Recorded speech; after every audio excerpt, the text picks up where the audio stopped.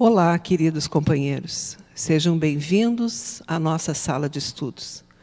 Inicialmente, queria dizer da minha alegria em estar conversando com vocês, colegas, estudantes do curso do ESG, que tão boas lembranças me trazem. Meu nome é Magda Wagner e eu sou uma trabalhadora voluntária da Casa Bezerra de Menezes. O tema proposto para o nosso estudo é a prece, seu poder transformador e a prática do bem. Ao iniciarmos o nosso trabalho, como de praxe, rogamos o amparo de Bezerra de Menezes e de sua falange de luz. Sob as bênçãos de Jesus, que possamos estar todos em paz ao iniciarmos mais essa nossa tarefa. Então, vamos ao nosso conteúdo, falando sobre os vários aspectos da prece e o seu poder transformador. Inicialmente, coloco para vocês uma série de fontes que podem ser consultadas, que ficarão à disposição nesse vídeo, né? Então, o Livro dos Espíritos, na parte 3ª, capítulo 2º, sob a lei de adoração. O Livro dos Médiuns, na 2ª parte, capítulo 20, tratando sobre a influência moral do médium. Depois, nos amparamos no Evangelho segundo o Espiritismo, nos capítulos 11, 25 e 27. Capítulo 11, amar ao próximo como a si mesmo. Capítulo 25, buscai e achareis. Capítulo 27, pedi e obtereis. Depois nos socorremos também do Consolador de Emmanuel, na questão 246. E também vamos utilizar exemplos da série André Luiz, o primeiro livro, Libertação, no capítulo 27, e o próximo livro, Entre a Terra e o Céu, no capítulo 1 e 2. São exemplos que espero que dê tempo para nós podermos apresentar. Então, vamos ao nosso conteúdo. Revendo a história da humanidade, nós observamos que, desde eras remotas, o homem temia e adorava os fenômenos da natureza. Tudo que lhe causava impacto na vida, tudo que fugia à sua compreensão, era visto como algo que deveria ser temido, algo poderoso, que estava além do seu entendimento. Então, as manifestações da natureza, em geral, passavam a ser consideradas como manifestações de uma divindade. Então, aquilo que o homem não compreendia, não dominava, ele, como que de imediato, ele classificava acima do seu entendimento e passava a lhe dar, então, um caráter divino. Poderiam ser adorados nessas circunstâncias o vento, as tempestades, os raios, os vulcões, os animais, plantas, algumas árvores, e até mesmo certos locais, pontos geográficos com características específicas na região onde residiam. Interessante que, ao longo do tempo, né, este homem primitivo, ele, neste processo de veneração, né, então ofereciam sacrifícios, havia como se fosse assim, rendendo graças àquela situação que era incompreendida, né? Então, frente a essa realidade do homem primitivo, nós podemos afirmar que nunca houve na Terra povos ateus, destituídos do sentimento de adoração. Então, o homem compreendia e compreende que, acima de tudo, há um ente supremo, mesmo entre aqueles que se esforçam em negá-lo. Então, vejam que o desenvolvimento da ideia de Deus e de religiosidade acompanha a evolução intelectual e moral do ser humano desde sempre. Quer dizer, a cada etapa evolutiva do homem na Terra, ele apresentava e desenvolvia um estilo, um tipo de adoração, né? Mas sempre a esse ente supremo, que no início ele temia e, aos poucos, esse processo de relacionamento foi se alterando. Então, importante que a gente guarde esse conceito. O desenvolvimento da ideia de Deus e de religiosidade acompanha a evolução intelectual e moral do ser humano desde sempre. Adorar a Deus, então, é um sentimento inato no homem, mesmo naquele povo primitivo que adorava algo que não entendia e que certamente não era um Deus. Vamos encontrar explicações detalhadas no Livro dos Espíritos, na Lei de Adoração, a partir da questão 649 e seguintes. Então, esse conceito é importante para nós. Adorar a Deus é um sentimento inato no homem.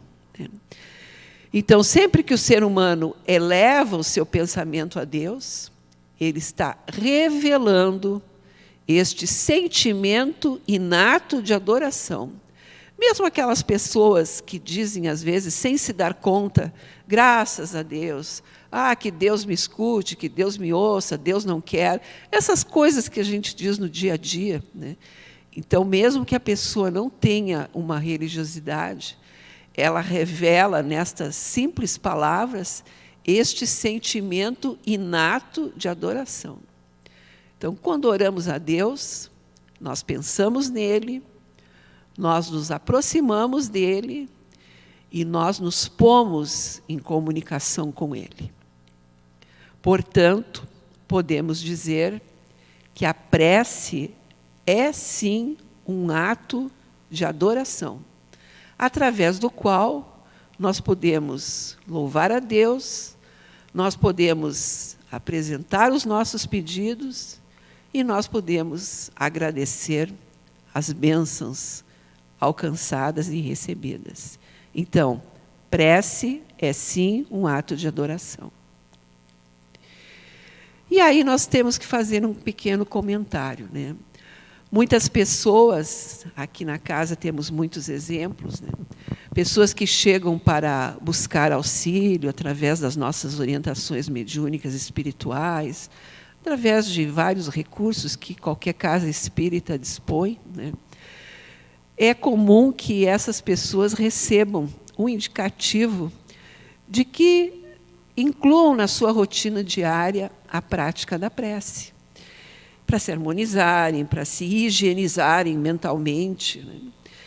E o que a gente observa? Que muitas dessas pessoas são acometidas de uma verdadeira paralisia mental. Elas ficam sem saber o que dizer ou o que pensar, às vezes pedem explicações, e sempre nós orientamos sobre essa parte. Então, o que esta pequena atitude nos mostra, né? Que muitos de nós não temos a prática da prece, não temos o hábito, né? Não criamos o hábito desta rotina de interiorização, né? E, para muitos, a simples sugestão de que seja feita uma prece é quase um momento de pânico, porque a pessoa fica sem saber, mas como é que eu faço isso? Quantos Pai Nosso eu tenho que rezar? Então, onde é que estão as raízes dessa atitude? Podem estar na ausência de religiosidade, podem estar na ausência de espiritualidade e pode estar também na orientação religiosa inadequada. O que é isto? Muitos de nós fomos, ou não tivemos educação religiosa, ou sequer víamos os nossos pais em oração, ou a nossa família em oração, e fomos educados, fomos ensinados, né?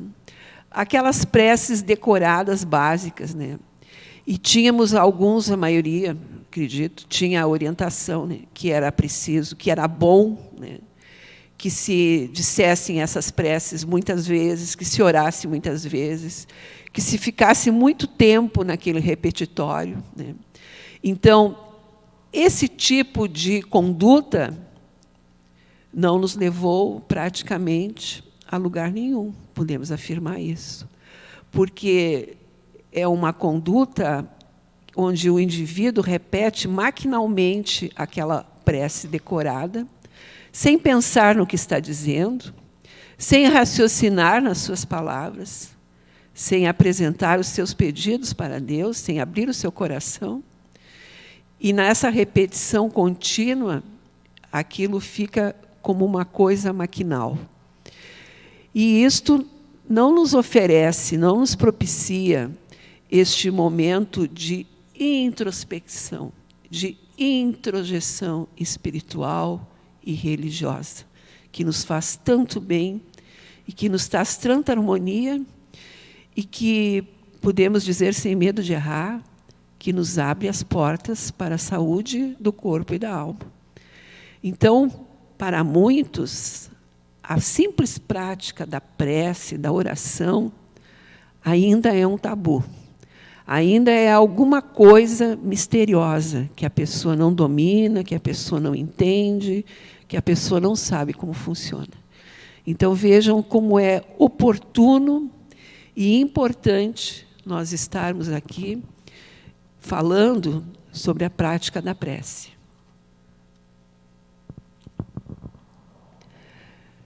No Livro dos Espíritos, na pergunta 653, Kardec vai questionar a equipe do Espírito de Verdade se o ato de adorar a Deus precisa de manifestações exteriores. E a resposta é bem simples.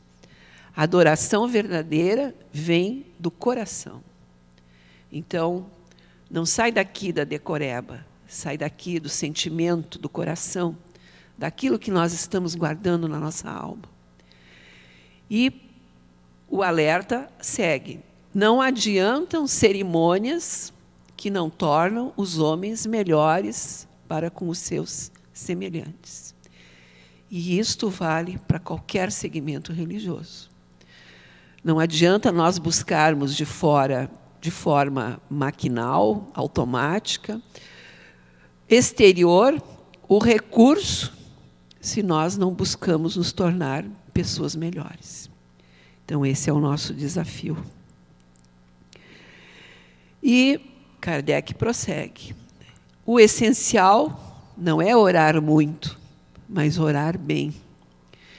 Então, muitos, como eu falava há pouco, supunham, e ainda supõem, que o mérito está na longura da prece. Quanto mais comprida, quanto mais demorada, melhor. Quantos Pai Nosso eu rezar de encordoada, melhor. Né?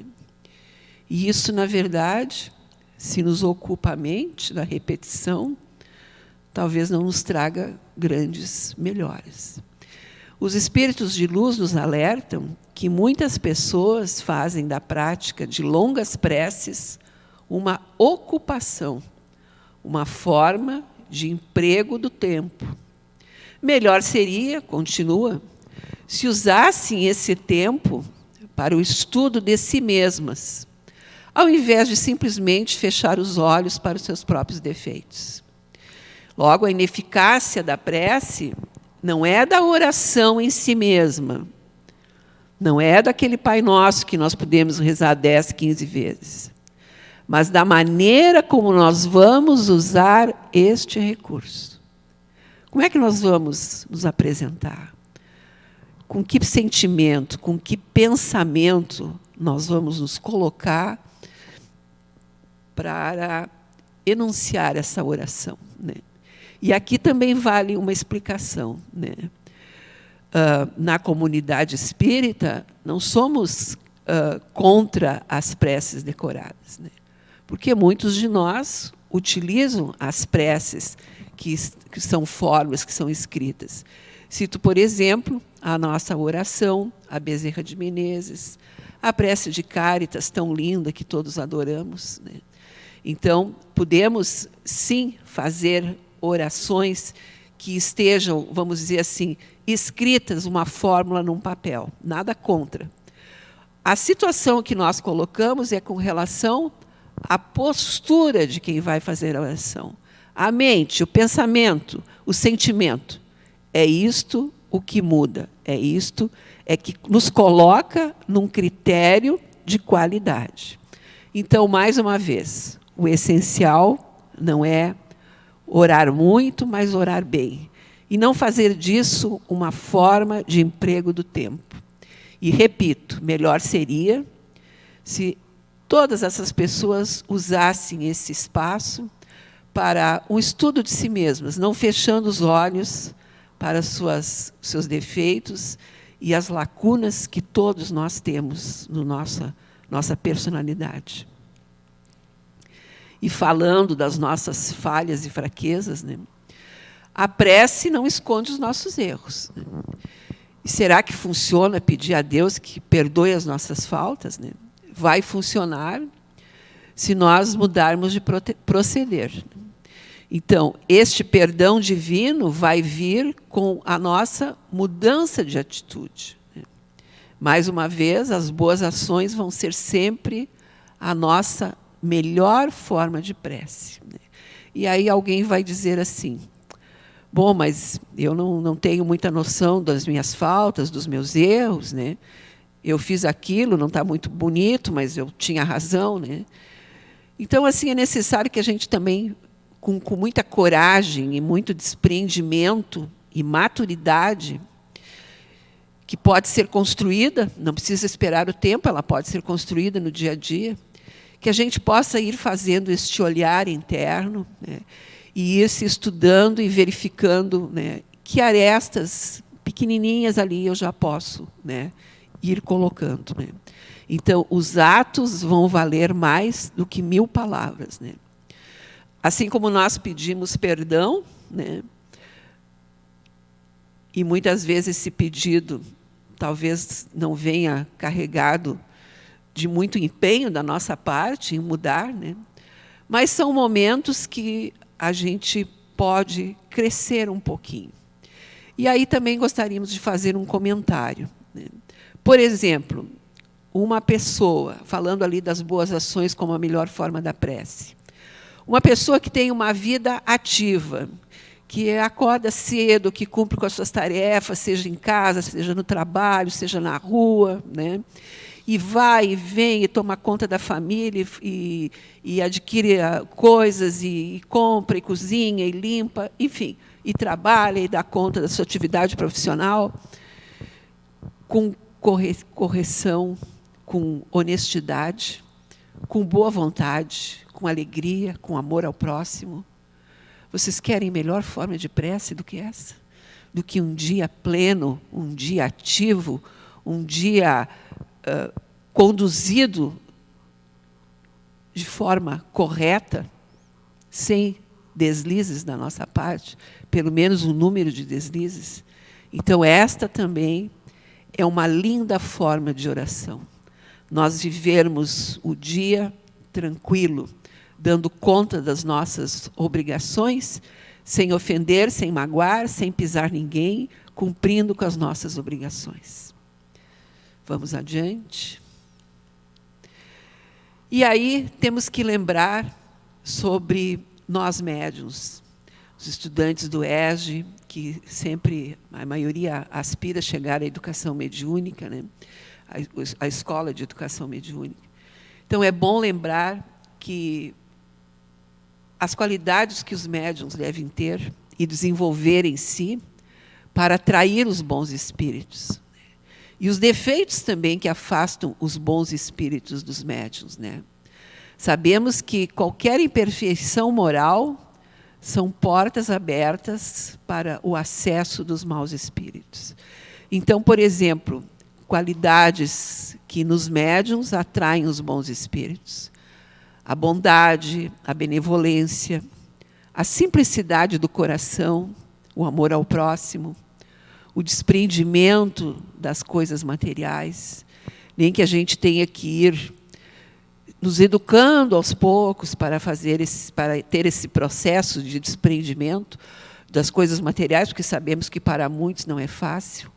Então, vejam, eu costumo dizer de brincadeira, não é curso para santo, gente, mas nós temos que ter essa capacidade de percepção, especialmente nestes dias atormentados que vivemos, né? que nós temos que fazer a diferença como cidadãos, como espíritas, como médiuns, procurando desenvolver todas essas qualidades, né? Bondade, benevolência, simplicidade, amor ao próximo, desprendimento, né? E os defeitos que nos afastam dos bons espíritos, quais são? Orgulho, egoísmo, inveja, ciúme, ódio, ganância, sensualidade, todas as paixões que escravizam o homem à matéria. E Kardec, nos livros dos médiuns, esclarece que destes defeitos, o mais grave é o orgulho, que é a imperfeição mais explorada pelos maus espíritos. Por quê? Porque é a característica que as pessoas menos confessam a si mesmas. E todos nós, não se enganem, temos o nosso orgulho, a nossa ponta de orgulho. Nós temos lá um limite que a gente diz, pesou no meu calo, daqui não passa. Então, é necessário que a gente se dê conta, como eu disse há pouco, que a gente faça a diferença nesse processo de qualificar-se para esse mundo de regeneração com o qual nós tanto sonhamos. Jesus, no Evangelho, capítulo 27, intitulado Pedi e Obtereis, nos apresenta as qualidades da prece, né? Então, ele diz assim, que quando nós orarmos, que a gente não se coloque em evidência, mas que a gente procure uma certa reserva. Vejam só. Ele diz, quando orardes, não vos coloquei em evidência, mas orai em segredo. Então, é uma forma de nos recomendar uma certa reserva. Não aparenteis orar muito, pois não é pela quantidade de palavras que sereis atendidos, mas pela sinceridade delas.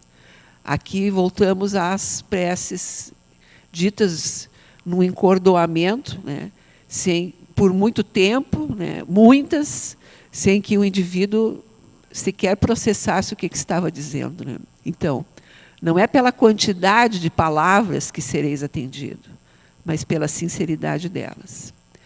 Antes da oração, se tiverdes alguma coisa contra alguém, perdoai-lhe, pois a prece não será agradável a Deus se não vier do coração purificado de todo sentimento contrário à caridade. E aí vocês poderão me dizer, bom, então eu não estou qualificada para essa prece, não posso fazer, porque ainda não perdoei fulano ou beltrano. Mas se ainda não perdoou, você pode se colocar a caminho. Você pode iniciar esse processo, né, raciocinando sobre o fato que envolveu esse episódio que você não perdoa, né, pensando um pouquinho no outro, né, nas condições daquela criatura, no que levou aquela criatura a dizer ou agir daquela forma. Tudo tem uma razão, né? Às vezes nós nos ofendemos profundamente com certas coisas, mas nós precisamos, nessa prática do amor ao próximo, ir para o outro lado do balcão e ver o que aquela pessoa tem e pode fazer naquele momento. Por que ela agiu assim? Então, essa já é uma postura que nos dá condições de podermos fazer essa prece de forma mais sincera. E Jesus nos recomenda, orai com humildade e não com orgulho, né? Examinai as vossas faltas e não as vossas qualidades.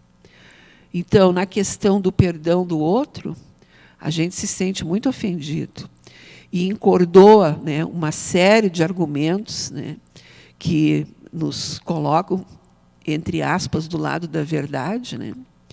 Mas a gente não examina também se a gente errou, se a gente disse alguma coisa que não podia, se a gente teve alguma atitude achando que estava acertando, né, ou parada numa falsa verdade, né? e que aquilo foi uma falta, né? Então, a gente precisa ter todos esses cuidados, né? E Jesus encerra o seu tópico das qualidades da prece. Se vos comparardes aos outros, procurai sempre o que há de mal em vós, né? Nesse processo de comparação, nesse processo de perdoar ou não, a gente sempre tende a se colocar num patamar de superioridade, né? Ah, eu tive razão, eu sou melhor, eu sou isso, eu sou aquilo, né? Então, são práticas comuns no nosso dia a dia que a gente não se dá conta o quanto nos isolam e o quanto nos comprometem energeticamente. E o quanto estamos errados em agir assim, né? Enquanto nós não passarmos a pensar no outro com sinceridade, com um pouquinho de compaixão no coração, já não estou falando amor, um pouquinho de compaixão no coração, nós não avançaremos na senda da evolução. Isso é uma coisa que a gente tem que pensar, né?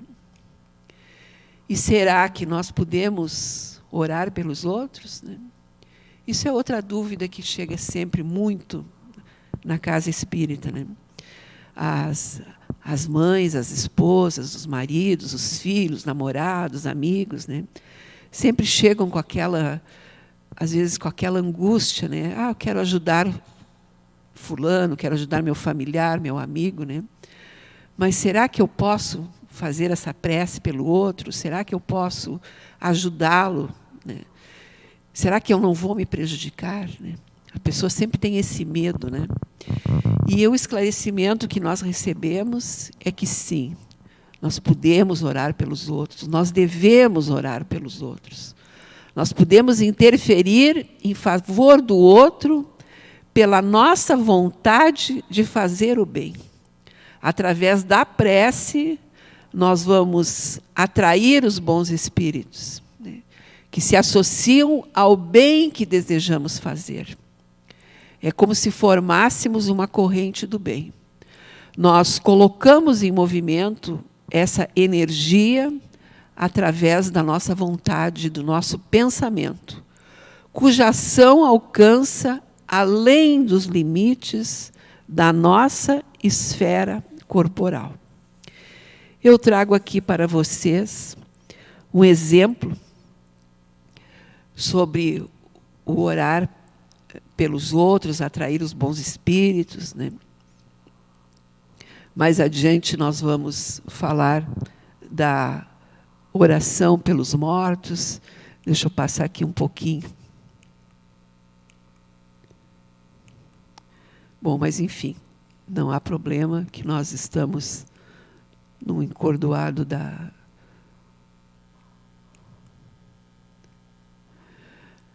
Aqui, nossas preces... Não, desculpe, vou voltar aqui. Tá? Então, a prece em favor do outro, né, pela nossa vontade de fazer o bem. Será que funciona? Será que pode? Né? Então, eu trago aqui para vocês um exemplo, né, da série André Luiz, dos livros André Luiz, Entre a Terra e o Céu, lá no capítulo 1 e 2. Né? Então, uma jovem de 15 anos estava reencarnada numa família com grandes problemas. O pai estava doente, seriamente doente. A mãe tinha desencarnado há pouco. A madrasta também era uma pessoa perturbada. Tinha desejado muito a morte do caçula da família. E esse menino acabou morrendo afogado. E a madrasta, óbvio, desenvolveu uma síndrome de culpa em função deste acidente, né? E a família estava num processo conturbado muito grande. A jovem de 15 anos estava nesta encarnação junto desta família, com um propósito definido, que era amparado e coordenado pela equipe espiritual responsável pela sua reencarnação.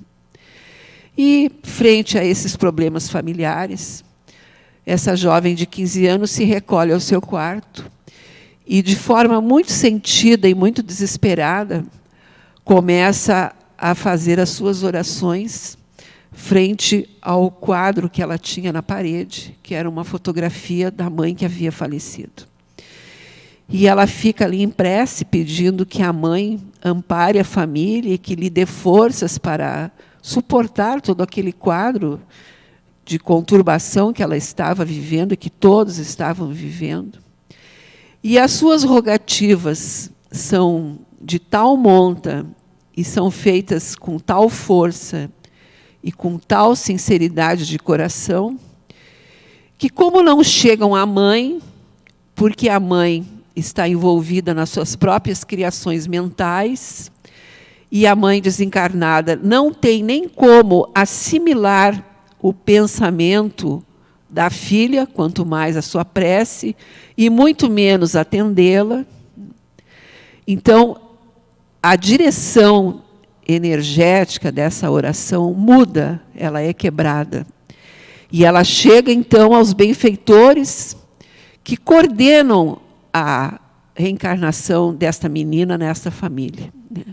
E aí os responsáveis são alertados que estão recebendo uma prece refratada de elevada frequência. Então, o título desta prece, que é desviada do seu objetivo, porque o objetivo não tem como assimilá-la, e que chega aos benfeitores, é prece refratada.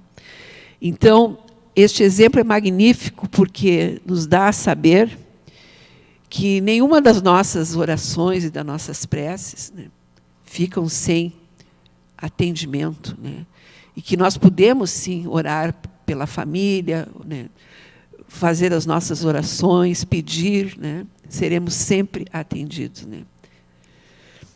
Nossas preces podem mudar o rumo das nossas provas. Se Deus sabe tudo e vê tudo, se conhece as nossas necessidades, será preciso pedir algo através da oração? Será que a nossa oração pode mudar as leis de Deus? Muitas pessoas questionam isso. A gente ouve dizer assim, Deus sabe do que eu preciso. Ele conhece meu problema. Né? Eu não preciso pedir, eu não preciso rezar, eu peço pelos outros. Né? Não, peça por você mesmo. Peça, sim, para arrumar um emprego, para conquistar uma condição melhor na vida. Né? Peça pelos seus familiares, né? Peça pelo bem-estar da sua família. Né? Agradeça pelo alimento na mesa. Agradeça por tudo. Peça por tudo e por todos. Né? Isso está bem explicado lá no capítulo 27 do Evangelho. Então, será que Deus pode mudar o rumo das nossas provas? Né? Certamente que há leis naturais e imutáveis, né? Que Deus não pode mudar ao nosso capricho. Né? Estamos descontentes lá com alguma coisa, meu Deus, me ajuda a mudar tal coisa. Não é bem assim que funciona. Né? Mais importante, daí a se acreditar que todas as circunstâncias da vida estejam submetidas ao que nós chamamos de fatalidade, a uma grande distância. Se isso fosse verdade, seríamos simples vaquinhas de presépio. Não teríamos livre-arbítrio, seríamos um instrumento passivo, sem iniciativa. Né?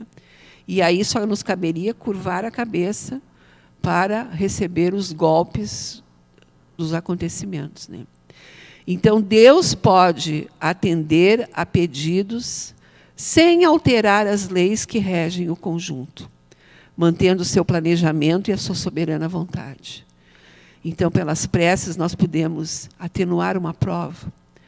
Pode ser colocado no nosso caminho alguém para nos auxiliar, para nos abrir uma porta, uma janela, para nos dar uma pista, nos dar um auxílio, seja material, seja espiritual, sempre seja um simples apoio moral, né? Que muitas vezes faz toda a diferença. Né? Então, não acreditem que não adianta pedir porque está tudo escrito e definido e eu tenho que passar por isso mesmo. Esta ideia derrotista não faz parte da doutrina espírita. Então, não não cultivem isto, né? Busquem o que há de melhor para vocês através da prece. E aí nós vamos entrar num outro campo que também é importante esclarecer. Buscamos lá o auxílio do Emmanuel no Consolador, sobre a questão das provas e expiações.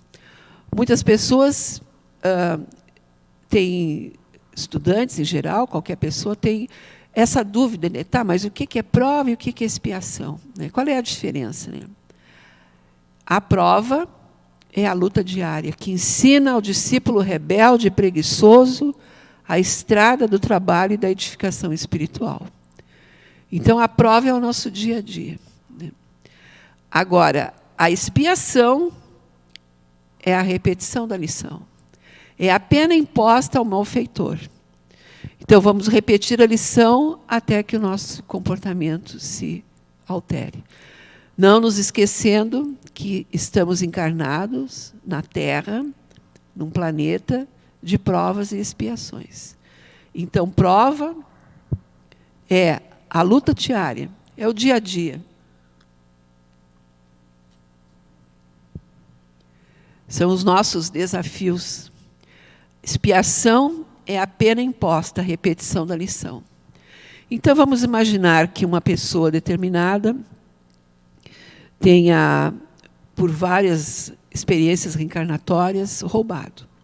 Rouba do erário público, rouba do parente, rouba na repartição de bens numa partilha, rouba da empresa, rouba da firma, rouba das pessoas na rua. De acordo com cada época em que ela reencarnou, ela faz um tipo de roubo. Esse comportamento vem se repetindo. Né?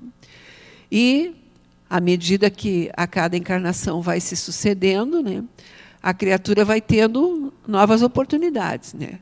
A expectativa divina é que, a cada oportunidade, a gente zere aquela folha, né, e se corrija. Né? Não se corrigindo, novas oportunidades vão surgindo. Né? E, importante, o processo de expiação vai ficando cada vez mais complexo, cada vez mais difícil. Né? Então, muitas vezes, nós vamos ver o indivíduo, né, reencarnando num ambiente de extrema pobreza, né, num ambiente de violência, num ambiente sem condições sanitárias. E no seu íntimo, na sua memória, lá perdida nos séculos, né, tem a sensação, porque aquilo lhe incomoda muito e lhe aborrece, de que poderia estar vivendo diferente ou que já viveu diferente. Né? Então, da mesma forma, vamos dizer assim, a estadia, né, com companheiros da família, né, que são difíceis. Né? Então, repetição da lição, expiação. Né? Então, vejam que esse nosso planetinha ainda tem muito para nos ensinar. E aí vamos abordar a questão da inflexibilidade e da dureza, que não existem na misericórdia divina. Né? A misericórdia divina e a providência divina sempre nos acolhe. Né? Nossas provas e expiações estão todas nas mãos de Deus. Algumas têm que ser suportadas até o fim. O caso das expiações. Né? Mas Deus sempre leva em conta a nossa resignação, nossa coragem e a nossa vontade de acertar e vencer, mesmo às vezes em condições inóspitas. Né? O que a oração vai nos trazer? Né? Vai trazer para junto de nós a participação, o concurso dos bons espíritos, que vão nos auxiliar com a sua força, né? Nos abrindo muitas vezes alternativas que, pelo desespero, nós não visualizávamos. Né? Então, muitas vezes, quando a gente ora, a gente se conscientiza também da nossa imprevidência e da nossa necessidade de mudar o nosso comportamento. Mesmo assim, vejam que não há dureza e inflexibilidade na misericórdia divina. Né? Ela sempre nos ampara. Né?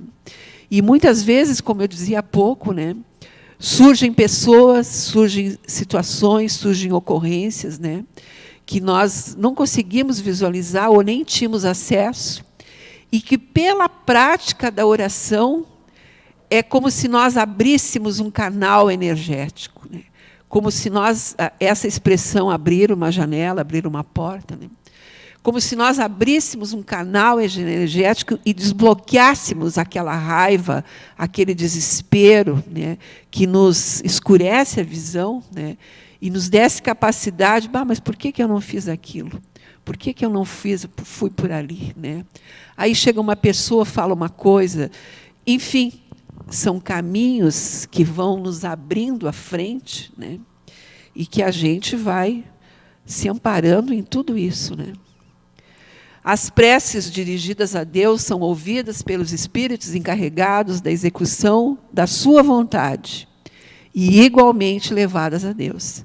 Aqui o exemplo da prece refratada lá no livro Entre a Terra e o Céu.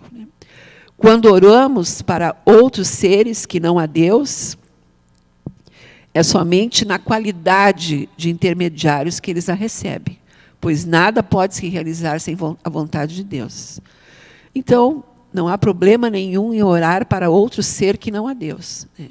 Você pode rezar para um santo da sua predileção, para um espírito de luz, para o seu anjo de guarda, né?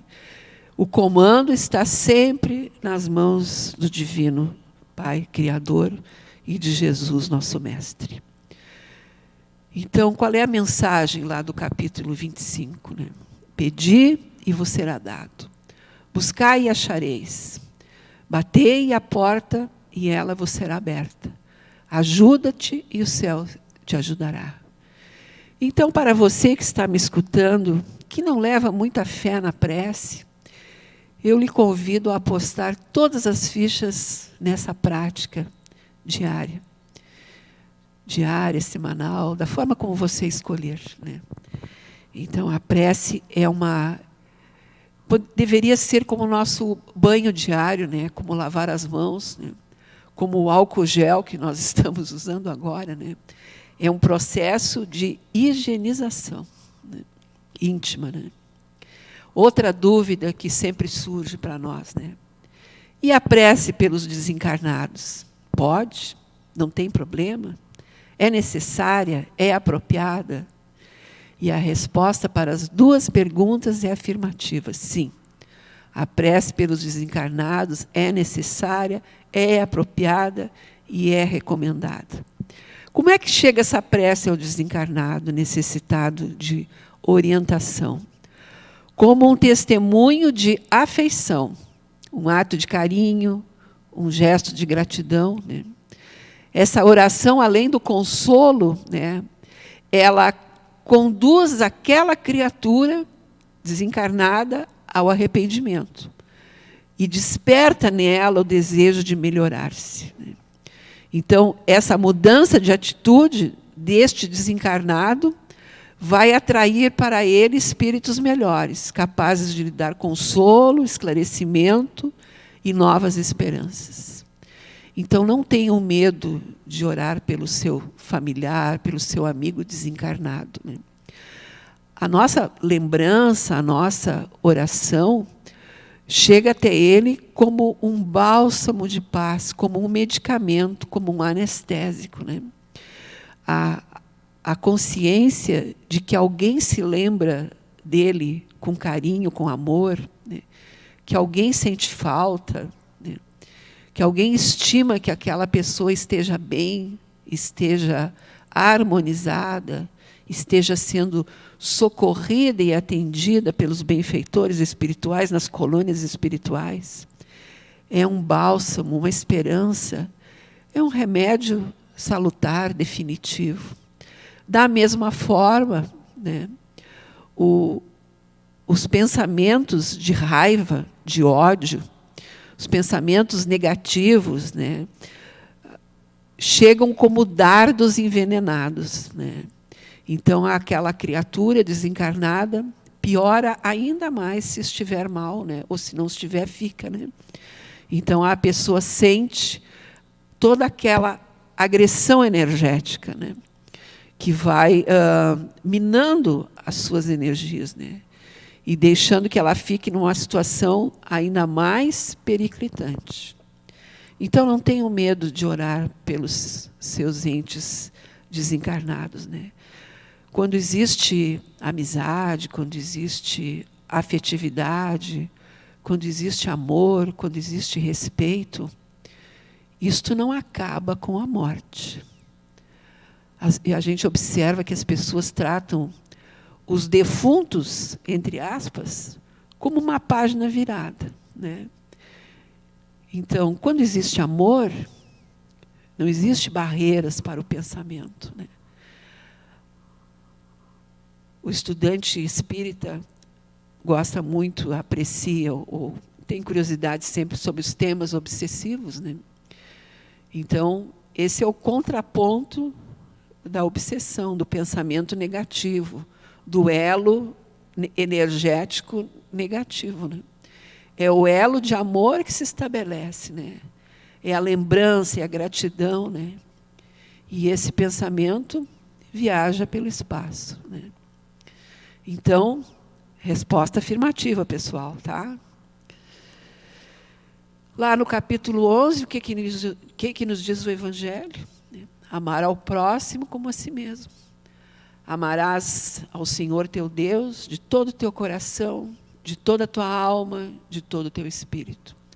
Amarás o teu próximo como a ti mesmo. Fazei aos homens tudo o que gostariam que eles vos fizessem. Lembram do perdão que a gente estava falando, né? Fazer a prece, fazer perdoar os inimigos, né? Fazei aos homens tudo o que gostariam que eles vos fizessem. Perdoai.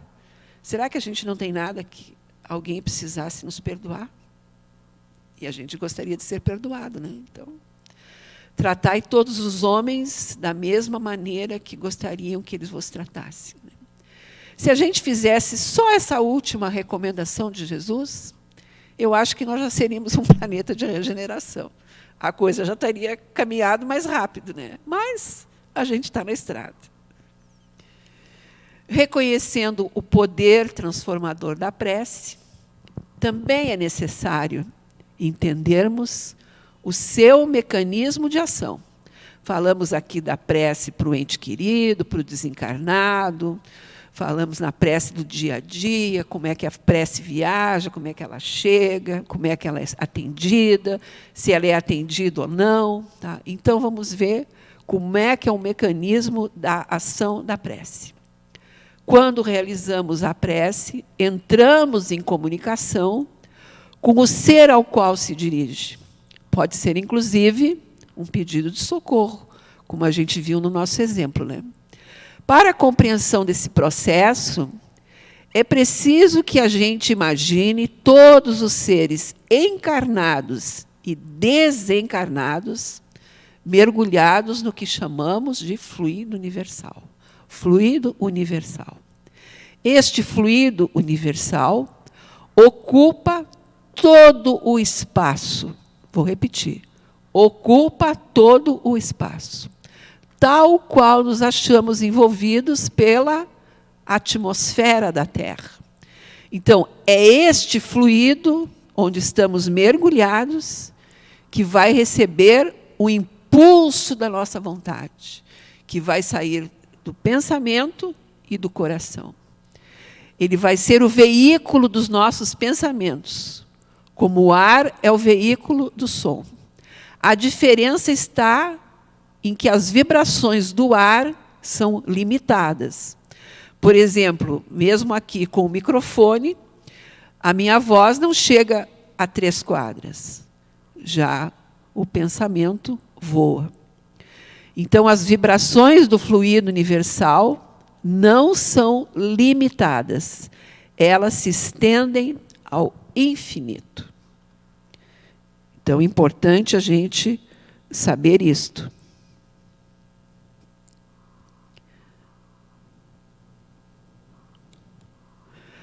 Quando pensamos ou oramos, uma corrente de fluidos se estabelece, transmitindo o pensamento como o ar transmite o som. Então, vejam, uma corrente de fluido se estabelece. É isso que vai transmitir o nosso pensamento. A intensidade dessa corrente, se vai ser forte ou vai ser fraca, vai depender da força do nosso pensamento e da vontade de quem ora. Olha o exemplo da jovem de 15 anos, da prece refratada.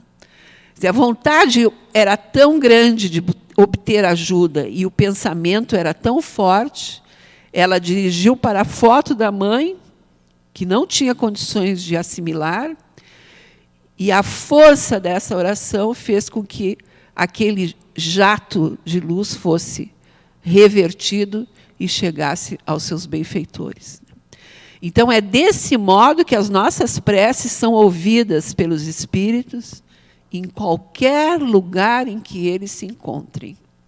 É também desta maneira que os espíritos se comunicam entre si, nos transmitem as suas inspirações e estabelecem relações à distância entre os desencarnados. Então, vejam, este pensamento, quer seja para encarnado, quer seja para desencarnado, quer seja para Deus, para Jesus, para Maria de Nazaré, para o nosso anjo de guarda, ele vai viajar nessa corrente, que vai ter menor ou maior força, de acordo com o influxo dos nossos pensamentos.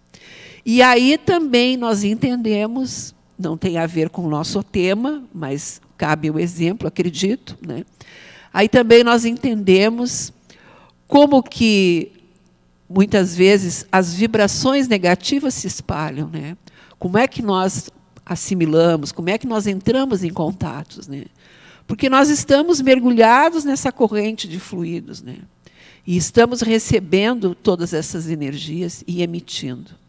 E, mais uma vez, a prece é o nosso escudo, né? É o nosso qualificativo. É aquilo que nos qualifica.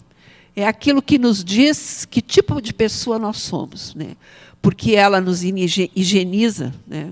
Ela nos modifica, ela nos melhora, ela nos depura, né? Ela nos dá mais estabilidade, ela nos dá mais proteção energética para o nosso corpo físico, perispiritual, espiritual, né? É um verdadeiro escudo, né? Então, meus queridos, eu gostaria de trazer aqui para vocês um comentário, deixa eu achar.